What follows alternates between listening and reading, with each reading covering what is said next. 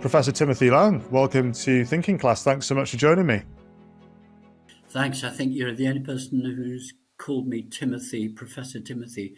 My grandmother, one of my two grandmothers who died, used to call me Timothy, and after that, no one. But now I get called Timothy, and I think it's because Well, email turned Tim into Timothy. I've asked my university to change it. Bill Gates is more powerful, so there you go. there you go. Well, I shall call you Tim from now on, so we're not on formalities. I don't mind if you call me Timothy, you just become Bill Gates to me. Tim, you are the Professor Emeritus of Food Policy at Citi of London University, and you have recently written a report for the National Preparedness Commission about food resilience in Britain. And within that, you make the argument that Britain is facing into a crisis. Should there be food shortages, that the people of Britain will find it hard to feed themselves because of, I suppose, historically contingent factors that have taken hold since the end of World War II. So I won't steal your thunder. This is an incredibly important topic, and I see it almost as a public service announcement. So let's begin from the top. Why do you think that Britain has become exposed to a high risk of experiencing food crises or shocks? John, that's not quite right. Some headlines have made my report apparently about that we're not producing enough food and we're sort of doomed faces us. It's not really what my report is about, although there's an angle which is partly about that sort of stuff. Let me explain. About 2.5 years ago, the National Preparedness Commission tapped me on the shoulder. This is a group of the great and the good, some very serious people inside the state, people out, who came together essentially saying, how prepared is Britain, this sixth richest economy on the planet, for shocks? And shocks are coming. Politics is changing. There are some big ones that we know about, climate change and so on, but others are crowding in. They said, look, we're aware food is sort of part of this picture. Would you do this for us? You know, I'm a retired professor. I'm pretty busy, but I said, yeah, I'll do that. And we agreed. I said, look, I'll do it focusing on the public, because you've got people inside the state and in the secret state, actually, I assume are going to be providing good information about cybersecurity and, secret stuff. I'm not in that world. I'm a social scientist working in public health and in the state of food systems generally. I'll look at that. And we thought I'd do it in a year. Well, it took me 2.5 years, because the first thing a social scientist does is go and ask people. Now, I've spent 50 years working on food systems and how they work, mostly, but not entirely, in the rich world. I was interested with a group of friends and colleagues a long time ago, and still have that, in how the rich world deal. Because we have inequalities within us and between us, and great dynamics that people don't study enough. They tend to study the poor, not the rich. And yet it's the rich who shape things. And in fact, for various reasons, Brexit and other reasons, I started taking much more interest in my country, Britain. And I wrote a big book for Penguin that came out the week of lockdown. It sold out in a week or so and has rolled on.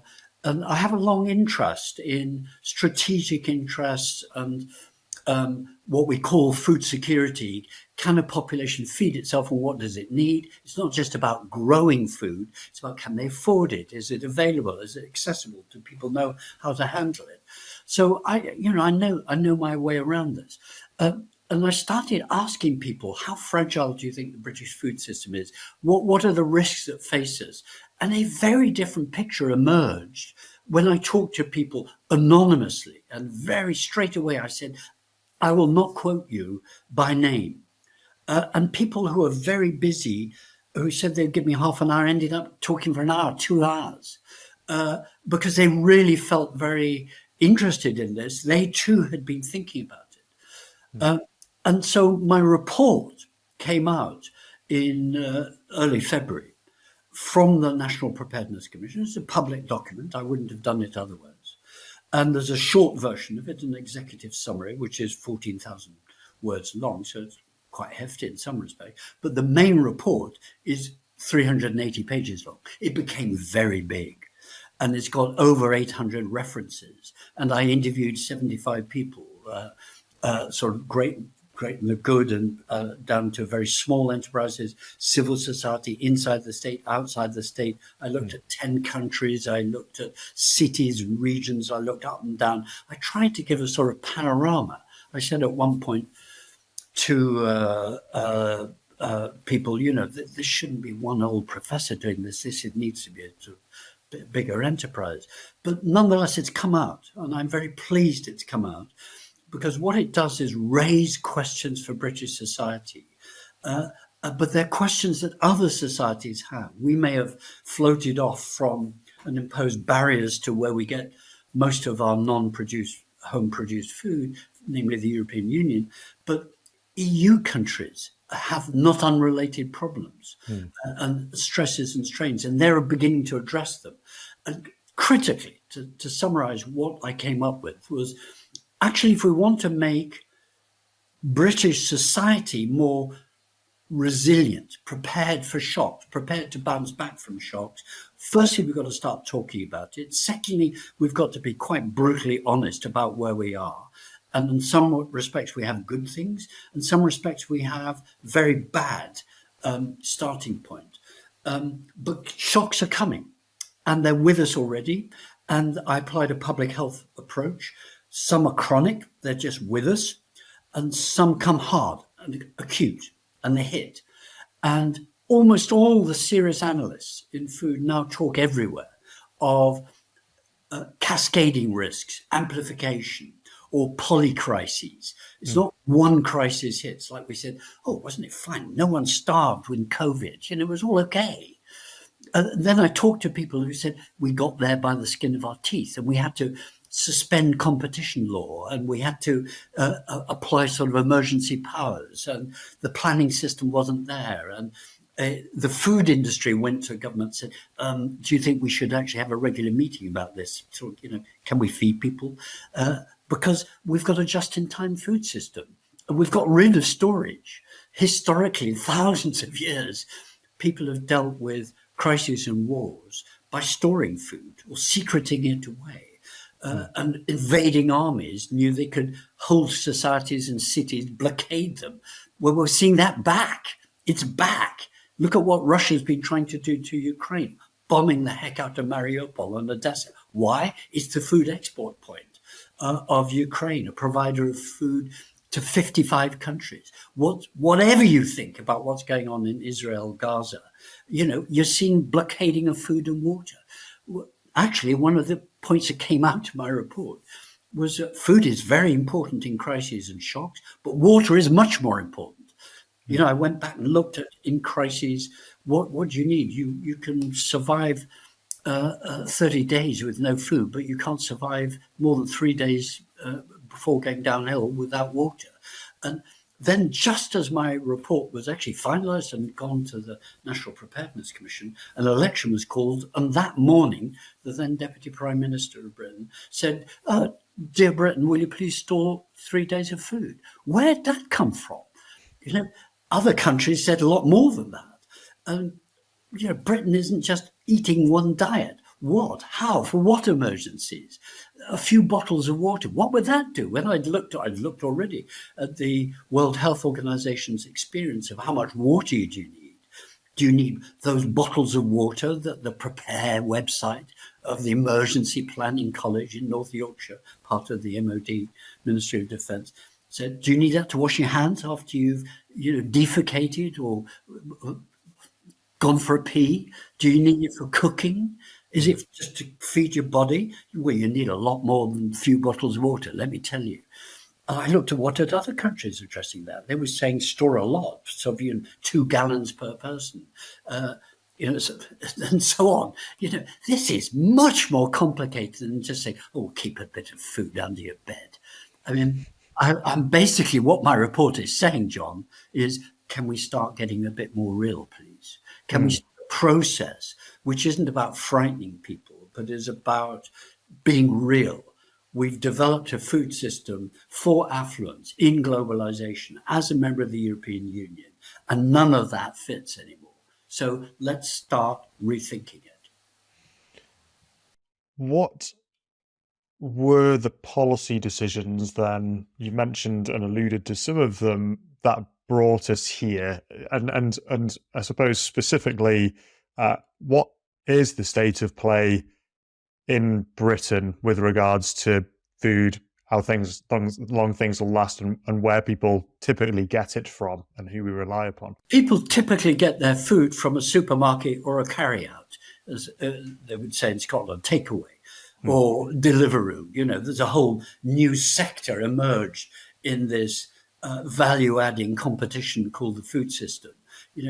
And yet children's books imply that farmers grow the food and somehow we get it. That's not how it works. Food goes through incredibly long supply chains, even if you get it, quote unquote, from Britain. It's belted up and down motorways. It's done everywhere.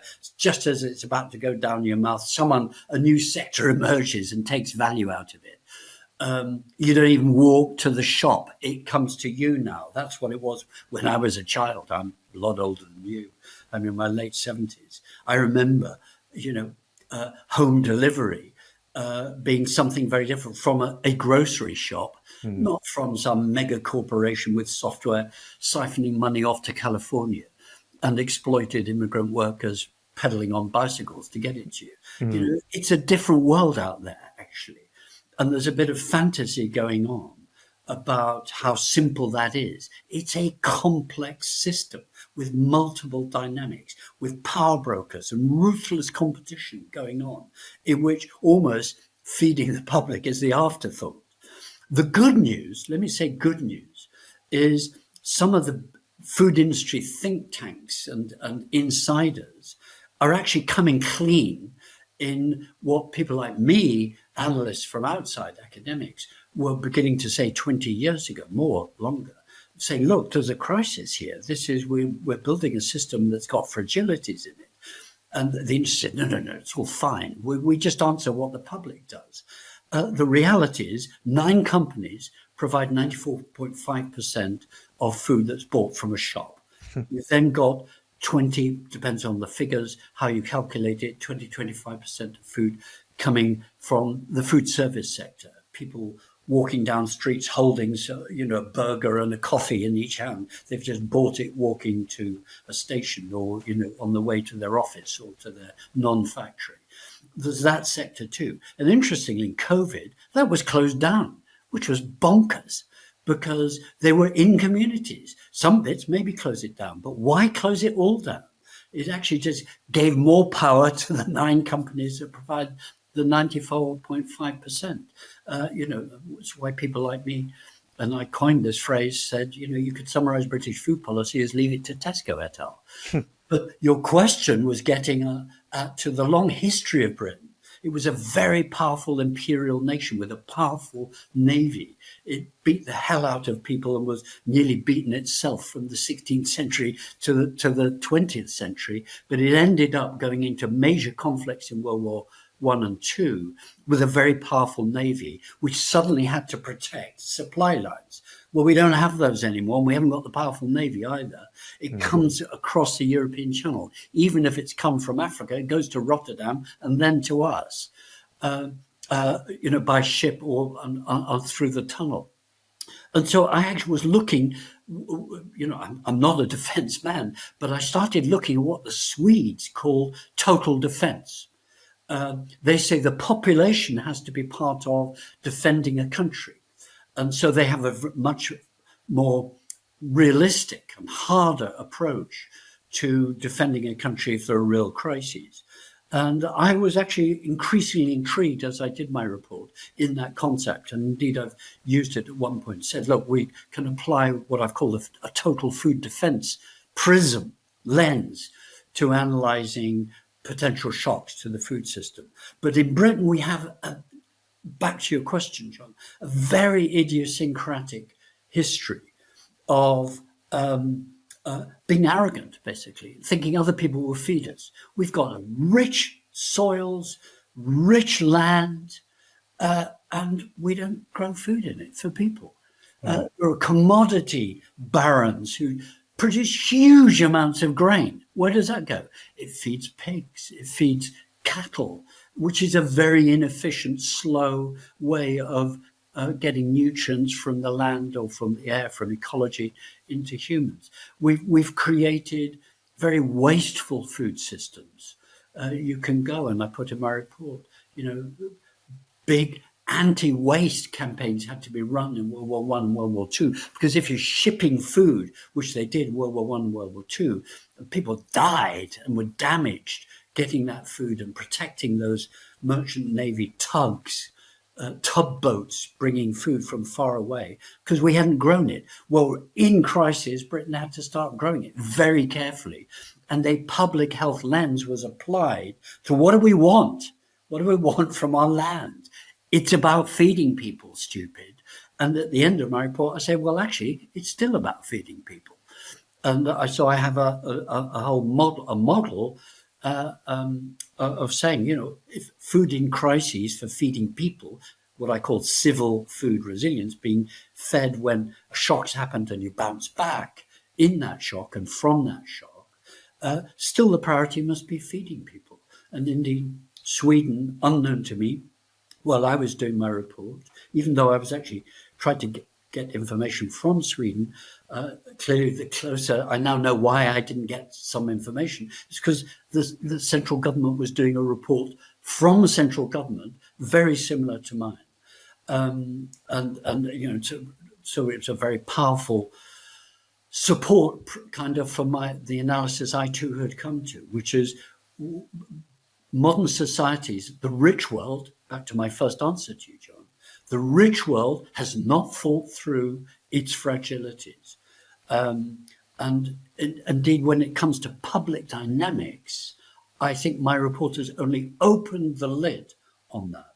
We don't know how rich societies would really deal with a food crisis, because we think food comes from Tesco et al., or you get a takeaway, or you go on the web. What if the web goes down? No, I'm not being hysterical in saying that. 2 years ago, the British state did an exercise called Exercise Mighty Oak. It's in my book, in my report, where it said, what would we do if the energy system went down? Is that unthinkable? Well, look at Heathrow. I've just been on a call with key people, actually, anonymized. They said, well, look at the lessons of Heathrow. Heathrow, the busiest airport in Europe, closed down when one energy source went out. And was Heathrow right to do that? Had they thought about it? Well, now think of that. What would happen if, as I put in my report, precisely 121 regional distribution centres, hubs where food comes from suppliers, whether they're importers or manufacturers, into hubs and then go to 12,500 food shops. Tesco is supplied by 20 hubs. Okay, Tesco provides 30% of food from retail. Okay, just think about the lack of resilience planning going into designing such a centralized system. Any management consultant would know this is bonkers. And indeed, I went back, and in the opening chapters of my report, I said, well, let's look, what do we mean by resilience? It means different things to a psychologist, to an ecologist, to an environmentalist, and to an economist. And I indeed use a report from the Rand Corporation, that's a well-known management consultant, actually an offshoot of the American military. And they did a review in the early 1960s of telecommunications and said, look, we've got telephone hubs. They can be easily not knocked out. They weren't using that sort of language. But if we wanted to be more resilient, we'd have fewer hubs, but still dealing with the same spokes. And then said, well, actually, what if we got rid of the hubs? If we just had what it called distributed systems. And actually, I applied some of that thinking throughout what I then wrote, based upon the interviews, based upon the findings of my report, and said, we can do better than this, Britain.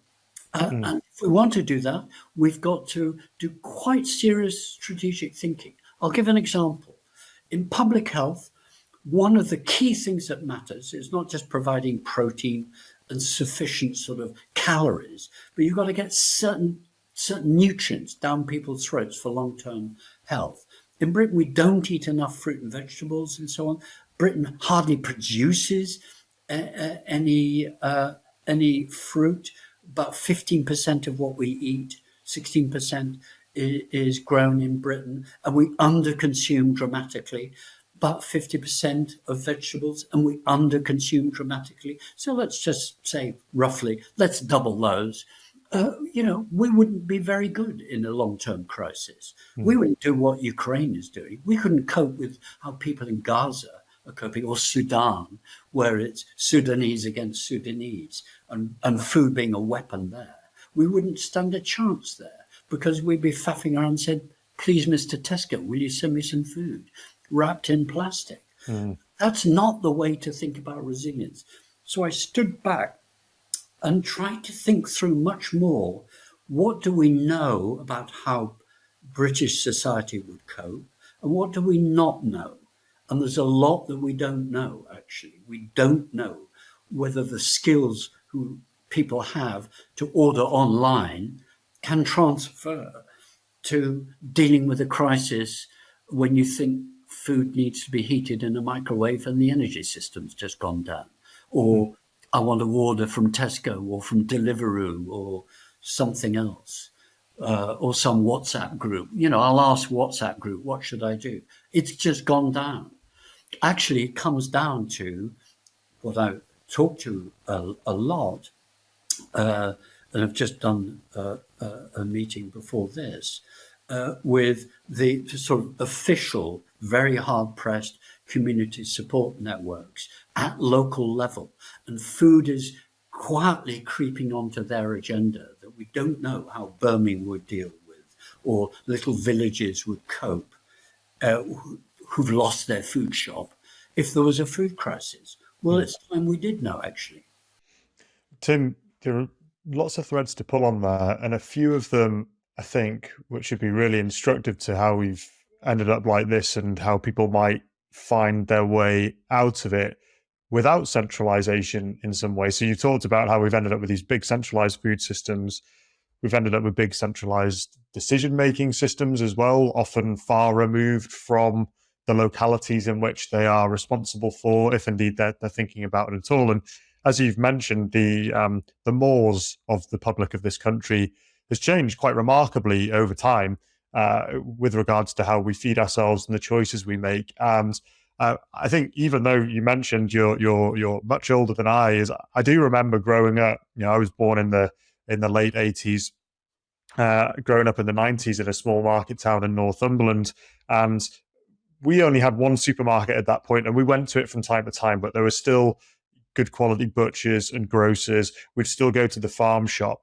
My parents still thought about how that was obviously good quality food, and we know what had gone into it, and it had been made on the land around us. And so you go to the supermarket for those more fancy bits that you didn't really need. And then the Tesco arrived in town around the time I was 18, and it was almost like the whole town started to change overnight. All of its shopping habits started to change overnight. Of course, this had been happening in our cities much more. Anyway, I obviously got caught up in that life of convenience as I was going through my 20s, finding my way in the world, all those things. But now I live at the moment, I live in Scotland, I live in Edinburgh, and there's a local farm, a regenerative farm, where it doesn't use anything from outside of its farm to create its food. It's got pigs, it's got lots of land that it moves around, so it leaves an area fallow over time. If it compares it with other farms, it has much higher densities of all the bacteria and insects and all the things that you would need to be able to create nutrient dense conditions to make food. And it works with other regenerative farms in Scotland. So we get meat and veg that are delivered to our door from either that place or from other regenerative farms in Scotland. And it tastes so much better. It's around about the same price. We feel healthier for it. And it makes me think, when you're talking about, what is it that communities need to do. It's almost like we've become so used to looking toward the state and the private sector to a certain extent to just solve our problems. We don't really need to think about it. We just need to show it with a contactless card, and we can just get what we want whenever we want, and it's there. And as you say, if things get real, where are we going to find that instinct within us and the ability to go and live? Do we even know where our closest farm is, regenerative or not, that we can go and buy food from? Do we even see the need for that, or would we rather, I think you might have mentioned it in your report, would we rather just always focus on a seasonal food? And that was the one thing, going back to my point about going to this farm shop myself, is we get seasonal veg arriving because it's everything that's there. And we do still use the supermarket from time to time, and it's to go and get those things that we might want as a treat, but we kind of recognize that they're not there all the time. So I suppose my question to you is, if we're going to fix this resilience problem, where's the balance between having it coordinated from centralized institutions that ultimately might create a fragility in itself, and somehow geeing up the population to start finding out ways of living more locally again and knowing what their local supply chains are, if they even exist? Well, that's the issue, isn't it? So what you said there is absolutely what comes out of my report. And I'm not a soothsayer. Others have begun to point in that direction, but not aware where the National Preparedness Commission is not aware of anyone who's written something like I've done for a very long time. And certainly not about a rich country. The assumption is just money buys you out. And to some extent, that is what history shows. The rich can buy their way out. But you've now got a different scale of inequalities between Musk world, if you like, of so rich alongside so poor, that we don't know quite what those social dynamics are. And you raised, quote unquote, the return to the local. We saw that in COVID, actually. It was one of the things interviews said that, box schemes and local farmers and local butchers suddenly did good business, big business. But the beginning of your question, or your response to me, you said about the state. We either rely upon the government or upon companies. Actually, we don't rely upon government very much. Government has spent a lot of time keeping out of these questions. The assumption is, and has been for the last 50 years, your lifetime, John, but I saw it come in Thatcherism, the arrival of what was then called monetarism, now we call neoliberalism. Let market economics rip. And that came in the late 70s, and then was actually most accelerated through the food system. And indeed was heralded very much at the time as being, let's nurture the retailers to get bigger and better. They'll apply competitiveness. They'll cut the corners and cut out the deadwood and cut out the unnecessary fat. All of those metaphors were displayed. And now we're looking at the situation we are through the lens of resilience theory, which says you need redundancy. What resilience theory calls redundancy. So you need excess. Well, we've got excess, but it's waste. And we've got the wrong sorts of foods in the wrong places. And we stop farmers producing food because we don't pay them enough to incentivize them to do so. So they're kept afloat by declining subsidies. And we've left the European Union and are now declining it further. And Scotland's doing one new system of post-EU, Wales is doing another, and England's doing another. So there's not even coordination of what we want from our primary producers, let alone fish and sea. Your example of the regenerative farm, that sounds great at one level, but now apply that to Birmingham or to London, the biggest city in Europe, where I live in London. I'm in the middle of London. Excuse me. Or apply it to an area with not such good lines of communication, rural areas, the southwest of England. You see the legacy of empire, the legacy of London-centeredness, with all the transport has been determined to run coming into London and going out of London. You know, we've seen that politics play out, nothing to do with food. With the immediate view was of HS2 was you start in London and go outwards. Why? Why wasn't the British state saying, actually, the priority is from Liverpool to Newcastle via York and Leeds and Bradford? Why wasn't it from Bristol down to the southwest? Why was that assumption of centralisation the unthinkable? Why is in today's Chancellor's statement, £10 billion being given to another Thames crossing, when £10 billion wasn't given and isn't given to something servicing transport in the north of England? You know, that is a mentality where you can say, and this is my answer to your point, actually the state's not been involved. It's just allowed a certain market system to develop. Of course there are regulations, of course there are frameworks. I'm not stupid, I've spent my working life in that, looking at food standards. Indeed, I had a small part in helping create the arguments and the detail for the food standard system within the EU. And in Britain, more importantly. So we're talking about back to basic needs for a new world, a new era. Climate change, just take climate change, which isn't something about climate, it's about how the earth operates, how systems of nitrogen circulation and all these fundamental things that keep the planet going are altering.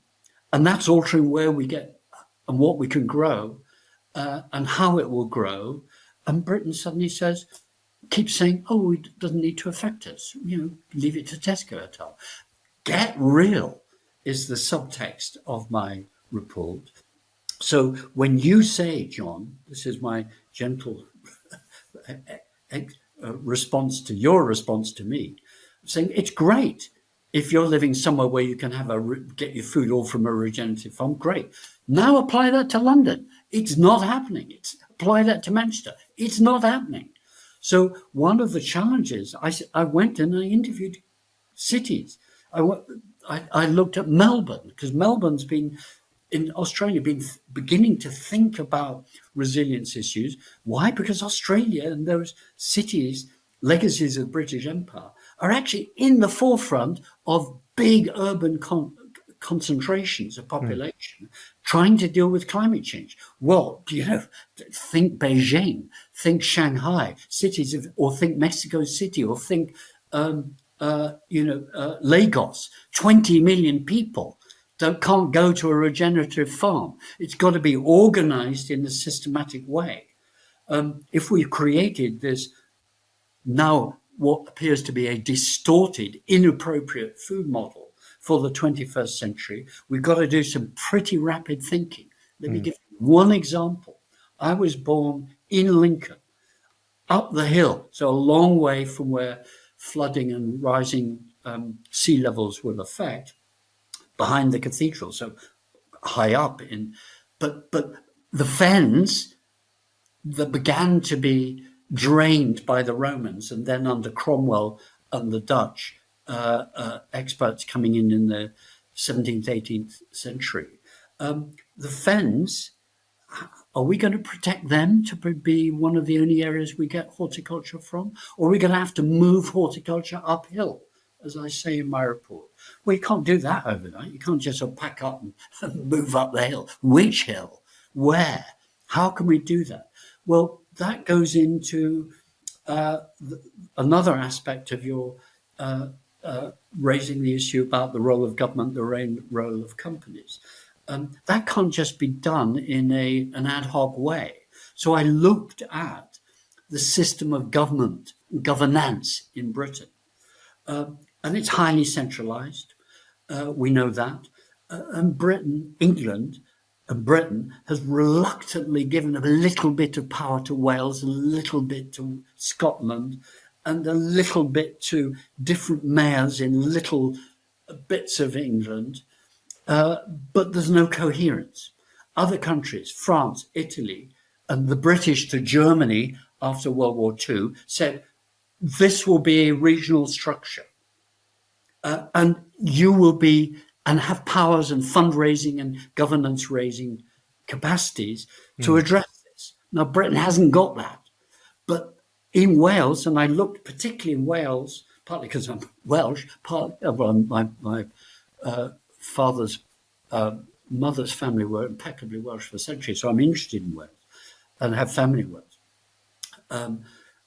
I looked at this sub-national level and said, there are some really getting interested in food. Some cities are really interested. Birmingham, Manchester, London.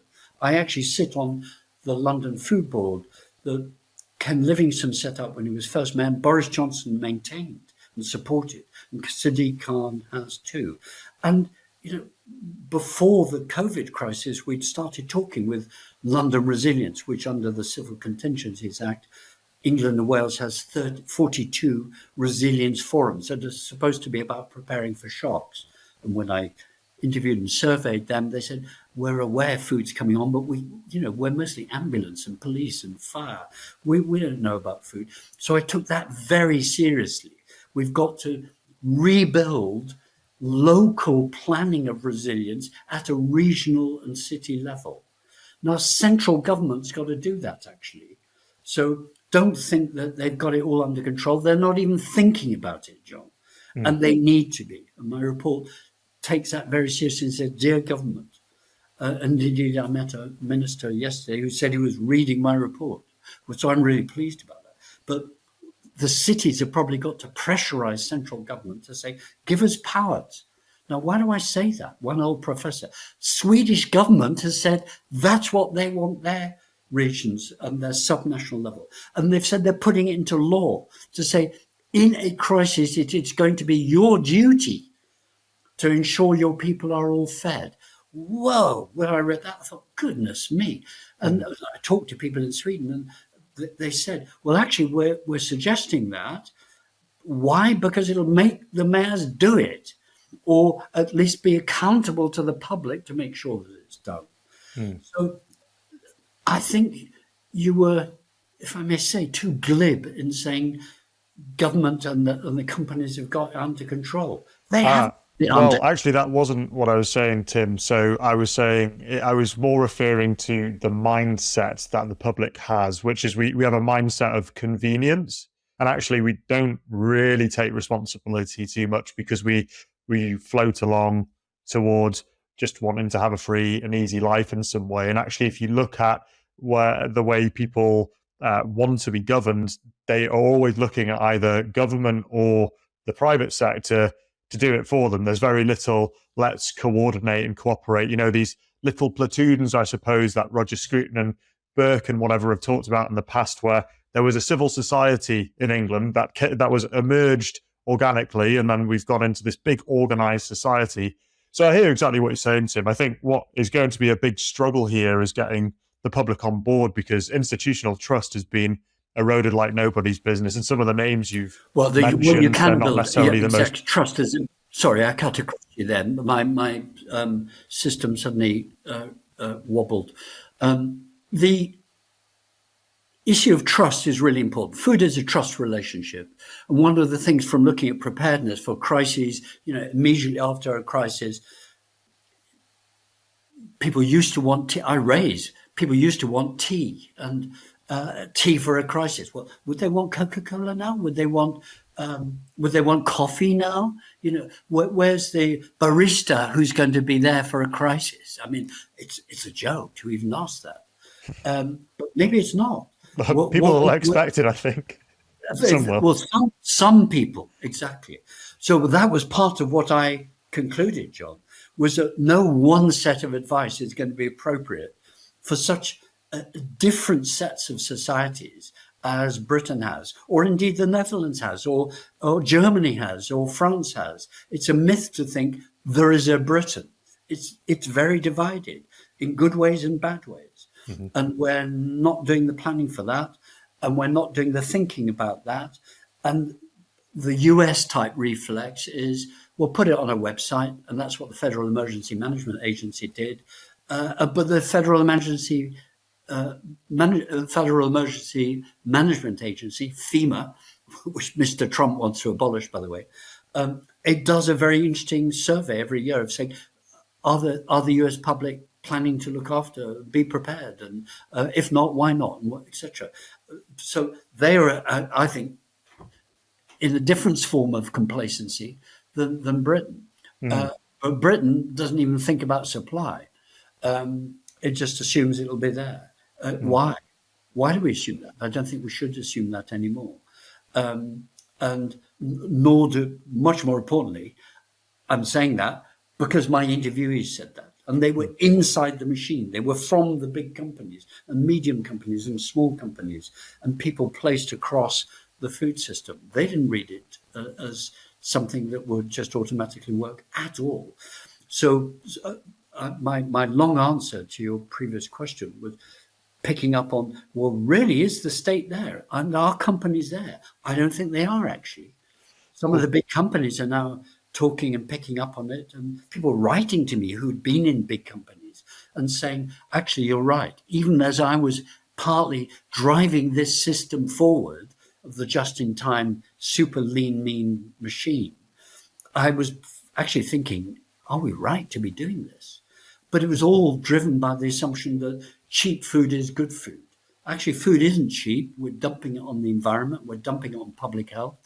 Diet is the biggest cause of premature death and disease and illness, long-term expensive healthcare. And yet we need it. Mm. So we've got our needs distorted. And, the end of my process, and I've been working this sort of well for 50 odd years. And I'm very sober about how prepared the rich world is. It's actually arrogant, and it just assumes food will cross borders. Why? Tim, I know we're running down the last 5 minutes of your time with me. So I've got two questions, one that I ask all of my guests, but before we get there, a very, very short one for you, which is, what's the key takeaway for the common person? What would you recommend that they go and do right now? Know your neighbors. If you can store a bit of food, be prepared to share it. If you're in a civil organization, try and help pull together, if it doesn't exist, but they might exist, a community body which can think about food and learn lessons.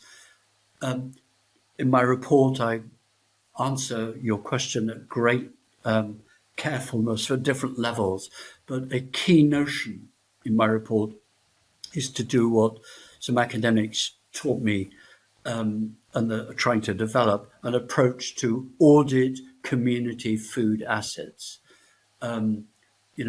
Could a local pub that was being closed down actually be a mass kitchen in a crisis, closed down in COVID?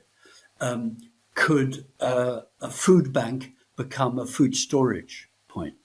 Could people who are in different parts of the food system do things differently?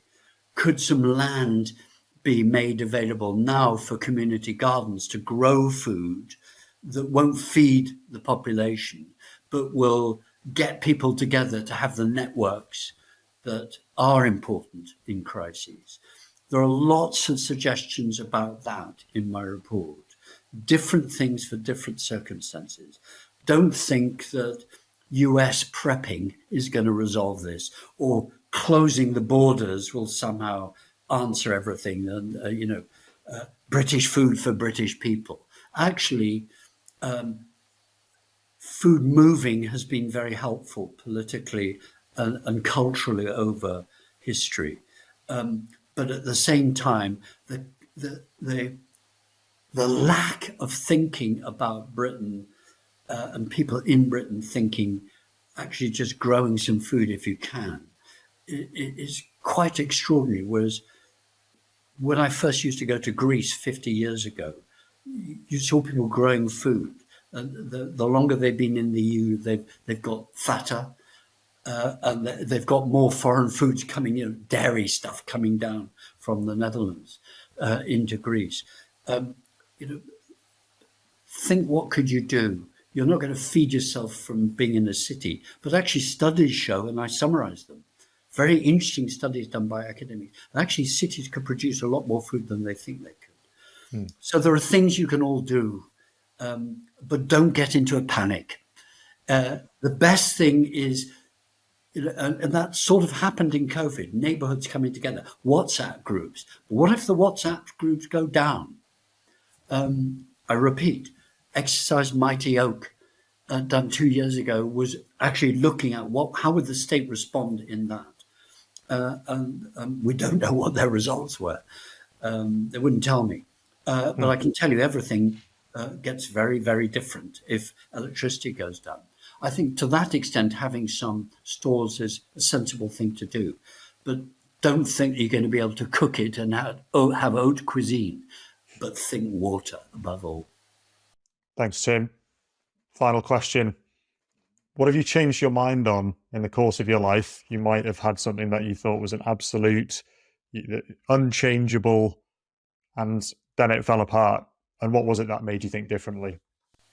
Well, I was brought up meat eating. I was a child in India, but born in Britain and backwards and forwards, then came back to Britain by the time I was 8. But was brought up in a classic sort of old-style British meat and 2 veg household, ate well. And I started thinking very differently in the 1970s.